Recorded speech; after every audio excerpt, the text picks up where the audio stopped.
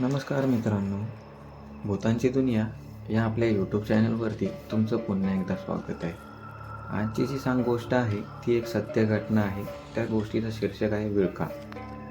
आत्ताच्या झालेल्या मे महिन्याच्या शेवटच्या आठवड्यात मी माझ्या मावशीकडे कोकणात जाऊन आलो. आमच्या मावशीचा मोठा बंगला आहे. मागे साधारण 100 पावलांवर कालश्री नावाची मोठी नदी आहे. मी गेलो की कायम मलवरच्या मजल्यावर बेडरूममध्ये रूम मला दिली जात असे. बेडरूमला लागून एक बाल्कनी आहे. तिथून मागची छोटी छोटी कोकणी पद्धतीची घरे दिसतात. पण त्यात एक घर माझं कायम लक्षात वेधून घ्यायचं, कारण ते घर नेहमी बंद असायचं. मी जेव्हा जेव्हा मावशीकडे गेलो तेव्हा मी कायम त्या घराबद्दल मावशीकडे विचारणा करायचो.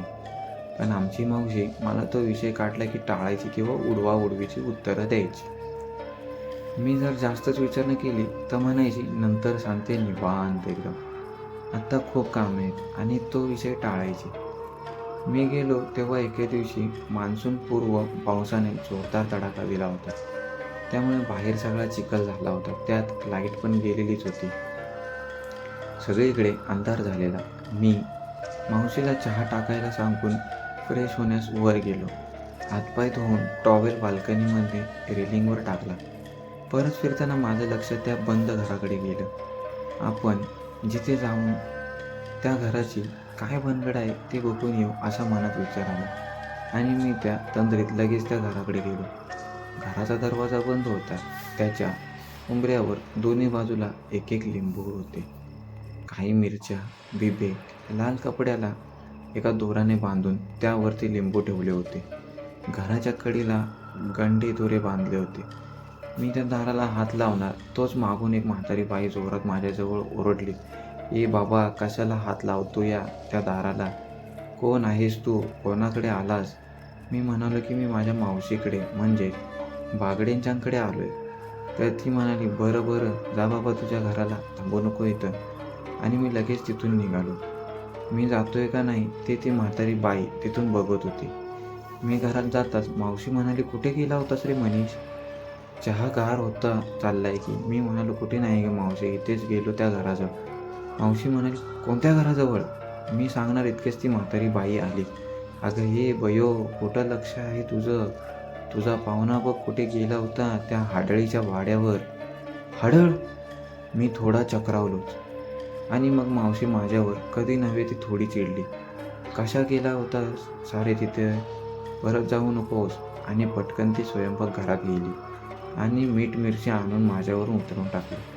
मला परत तिथे जाऊ नको म्हणून मावशी ताकीद देऊ लागली. मी म्हणालो, तू मला सांगितलं नाहीस काही म्हणून मी गेलो. तो वाडा का बंद आहे म्हणून म्हटलं जाऊन जरा बघू तरी काय आहे तिथे. आता या आजी काय बोलल्या, हाडळीचा वाडा आहे म्हणून. काय आहे तिथे? कसली हाडळ? सांग ना मावशी, असं मी मावशीला म्हणालो. तू ना रात्रीच्या वेळेला कसली पण नावे घेऊ नकोस म्हणे. हे काय तुमचं कोणं नाहीये, जरा गप्प बस. पण मी काही ऐकण्याच्या तयारीत नाही. हे कळल्यावर मावशी त्या आजीबाईंना म्हणाली, काकी तुम्ही सांगा बाई याला काय ते आता. आजीने माझ्याकडे 2 मिनिटे पाहिले. बाहेर रातकिड्यांचा आवाज वाढत होता. पाऊस पडून गेल्यामुळे बाहेर जरा शुकशुकाट होता. मी आजींना म्हणालो, आजी सांगा ना काय आहे तिथे. आजीने मावशीला एक दिवा आणायला सांगितला. तो दिवा देवाच्या फोटोजवळ ठेवला. नमस्कार करून ती आजी माझ्याजवळ येऊन बसली व मला सांगू लागली, साधारण 30-40 वर्षापूर्वी त्या वाड्यात देशमुख नावाचे परिवार राहत होते. त्यांना एक सुरेश नावाचा मुलगा होता. तो चांगला शिकलेला होता, पण नोकरीत काही मन रमत नव्हते म्हणून तो परत आपल्या गावी व भाताची शेती करू लागला. जेमतेम उत्पन्न होतं. त्याच्या मुलाची स्वप्न मोठी होती. घरी गाडी पाहिजे, मोठी शेती जमीन पाहिजे, दागदागिने पाहिजे. पण काय करणार? तो टपूंच्या जमिनीवर शेती करायची आणि कसं तरी आपलं भागवायचं. एक दिवस शेतातील पेरणी झाली. संध्याकाळी सुरेश जेव्हा घरी निघाला तर त्याला एक सुंदर मुलगी शेतातल्या आंब्याच्या झाडाजवळ दिसली. तिचे मोठे डोळे, गोरा रंग, कमनीय बांधा आणि लांब केस. 2 क्षण तिच्याकडे बघून सुरेश आपल्या घरी आला. मग दररोज सुरेशला ती मुलगी दिसत असे. त्याची रोज नजरानजर होत असे. असे बरेच दिवस काही गेले. मग काढणी सुरू झाली. संध्याकाळ झाली. काम अजून सुरू होतं. नेहमीप्रमाणे ती मुलगी शेतावर फिरायला आली. सुरेशने तिच्याकडे पाहिले. आज जरा हिंमत करून बोलून तर बघूया, सुरेश स्वतःलाच म्हणाला. मग हळूहळू ती ज्या दिशेला होती तिथे असलेल्या मजुरांकडे कामाच्या बहाण्याने सुरेश तिकडे जाऊ लागला. आता तो तिच्या खूप मोठा होता. ती खूप सुंदर होती. सुरेश तिच्याकडे बघून स्मितहास्य केलं. ती त्याच्याकडे बघून हसली. थोडी हिंमत करून सुरेश म्हणाला, तुम्ही रोज येता का इथे शेतावर फिरायला? तीही म्हणाली, हो, रोजच येते. त्यावर सुरेश म्हणाला, पण तुम्ही राहता कुठे? इथे तर काही जास्त वस्ती नाहीत. ती म्हणाली, ते काय, त्या पलीकडेच शेताजवळच घर आहे माझं. बरं, तुमचं नाव काय? मी अनिता. आणि तुम्ही? मी सुरेश. असं त्यांचं बोलणं झालं. गावात आमचं घर आहे नदीजवळ, देशमुखवाडा. तिथेच मी आणि माझे आईवडील राहतो, नदीजवळ. ते सर्वात शेवटचा वाडा आहे तो तुमचा आहे? असं ती मुलगी म्हणाली. सुरेश म्हणाला, हो का, काय झालं? तुम्ही आला होता तिथे? तर अनिता म्हणाली, वाड्यावर नाही, पण नदीवर येत असते मी अधूनमधून कधीतरी फिरायला, म्हणून माहिती आहे मला तुमचा देशमुखचा वाडा. असं म्हणल्यावर सुरेश मनातूनच जाम आनंदून गेला. पुढे सुरेश आणि अनिता रोजच भेटायला लागले. सुरेशने तिला तिच्या घरच्यांबद्दल विचारले तर अनिता म्हणाली की तिच्या घरचे असे कोणीच नाही. आईवडील होते, पण ते कसल्या तरी आजारपणामुळे वारले. सुरेशला अनिताबद्दल सहानुभूती वाटू लागली. तो तिला कसं राहायचं, काय करावं ते सांगू लागला. अधूनमधून सुरेश अनिताला मदत करू लागला. अनिता पण त्याचं सगळं ऐकायची. तो सांगेन तसं राहू लागली. त्यामुळे सुरेश तिच्या प्रेमात पडला होता. सुरेश काही दिवसांनी तिच्या घरी गेला. सुरेश तिचं घर नीट बघत होता. अनिताला आली. तिने सुरेश चहा दिला. चहा पिऊन सुरेशने थोड्या गप्पा मारल्या आणि तो निघाला. जाताना तो अनिताला म्हणाला, एक विचारू अनिता, तुझ्या घरात एक पण देवाचा फोटो नाही, तू मानत नाही का देवाला? त्याच्यावर अनिता म्हणाली की ज्या देवामुळे माझे आई वडील गेले, मी पोरकी झाली, मग कशाला मानू मी त्या देवाला? बरं, सुरेश म्हणाला, ठीक आहे, काही प्रॉब्लेम नाही. तिचे आईवडील पण लवकरच गेले होते, त्यामुळे तिचा विश्वास उडाला असावा देवावरून. सुरेशला असं वाटलं आणि सुरेश घरी आला. अनिता आणि सुरेश रोजच भेटत होते. सुरेश तिच्या प्रेमात पूर्णपणे पडला होता, पण त्याची काही हिंमत नव्हती तिला लग्नाबद्दल विचारायची. एकदा अनितानेच त्याला विचारले, लग्न करशील का म्हणून? मग काय, साहेब एकदम खुश. त्याने त्यांच्या घरी सांगितले लग्नाबद्दल आणि कसेबसे तयार केले. पुढे दोघांचं कोर्ट पद्धतीने लग्न झालं व त्यांचा संसार सुरू झाला. सगळं काही सुरळीत चाललं होतं. देवपूजा सोडून अनिता सगळं काही करायची. ते कुठल्याही धार्मिक गोष्टीमध्ये सहभागी व्हायचे नाही. सुरेशचा गावात एक खूप जवळचा मित्र होता, गजू नावाचा. गजूला सुरेशबद्दल सगळं काही माहीत होतंच. कधी कधी त्या दोघांमध्ये अनिताबद्दल विषय चालायचा. पण काही दिवसांनी त्यांच्या सुखदुःखाच्या 4 गोष्टी करी व दोघेही आपल्या कामाला लागले व लग्नाला आता जवळजवळ वर्ष झालं होतं. सगळं ठीक चाललं होतं, पण एक दिवस सुरेश कामावरून आला. दमले असल्यामुळे लवकर जेवून घेतलं आणि ते दोघे झोपायला गेले. तसं सुरेश रात्री एकदा झोपला की थेट सकाळीच उठत असे. पण त्या रात्री त्याला जोरात बाथरूमला लागले होते. चिडचिड करत सुरेश उठला. रात्रीचे 1:30-2 वाजले असेल. बाहेर रातकिड्यांचा आवाज सुरू होता. मध्येच कुत्र्यांचा भुंकण्याचा आवाज येत होता. सुरेशने शेजारी आपल्या बायकोकडे पाहिले तर ती जागेवर नव्हती. सुरेशने चाचपडून पाहिले तर ती गादीवर कुठेच नव्हती. सुरेशला वाटले की ती पण कदाचित बाथरूमला गेली असावी, म्हणून तो तिकडे बाथरूमकडे गेला. पण अनिता तिथे पण नव्हती. सुरेश बाथरूमला जाऊन आला. परत आपल्या बिछाण्यावर गेला, पण अनिता तिथे पण नव्हती. सुरेशला जरा चमत्कारिक वाटलं. मी जाऊन आलो तरी ही अजून नाही आली, असं का? कदाचित ती स्वयंपाकघरात पाणी पिण्यास गेली असेल, असे स्वतःला सांगून तो तिची वाट पाहू लागला. बराच वेळ गेला. अनिता काही आली नाही, म्हणून सुरेश उठला. तिला शोधण्यास स्वयंपाकघरात गेला, पण तिथे नव्हती. सुरेश परत बाथरूमकडे गेला, तिथेही नव्हती. पण तिथे सुरेशला वाटले की भानगड काय आहे. तो दबक्या पावलाने अनिताला घरभर शोधू लागला. अनिता वाड्यात कुठेच नव्हती. इतक्यात सुरेशला अडगळीची खोलीजवळ कोणीतरी काहीतरी पुटपुटताना आवाज आला. अडगळी खोली वाड्यात सगळ्यात शेवटची होती. सुरेश फारसा तिथे जात नसे आणि अनिता आल्यापासून तर नाहीच नाही. ती त्याला घरातली जास्त कामे सांगतच नसे.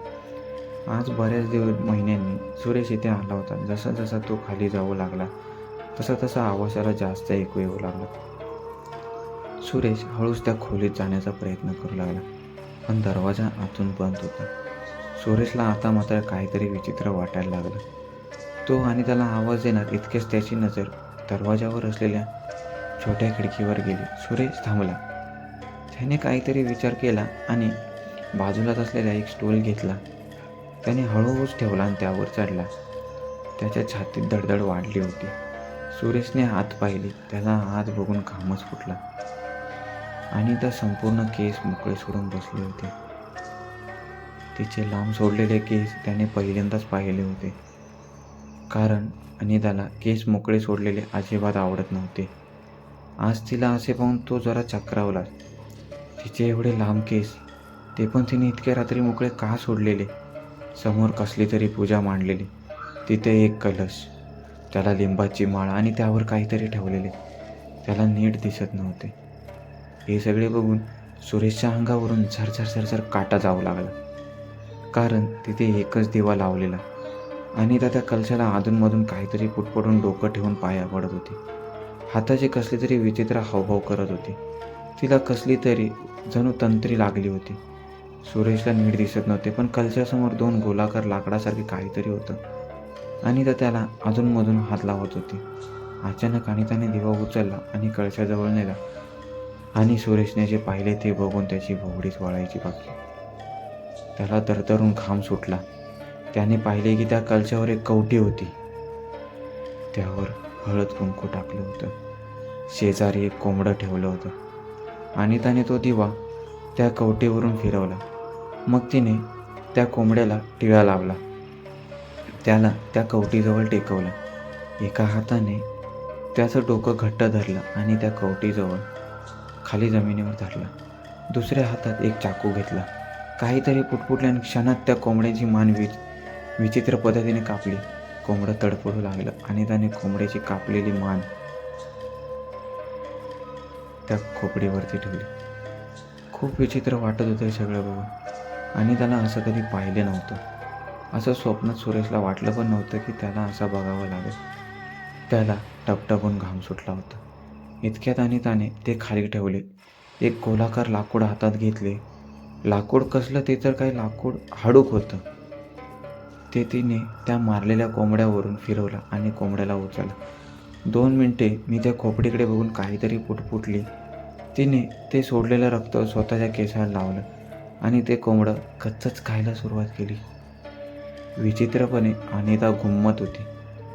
ते सगळं पाहून सुरेशला कसं तरी व्हायला लागलं. पुढे अनिता काय करणार हे बघण्यासाठी त्याची हिंमत संपली होती. बघितलं तेवढं खूप झालं. त्याला आता स्वतःच्या जीवाची भीती वाटायला लागली होती.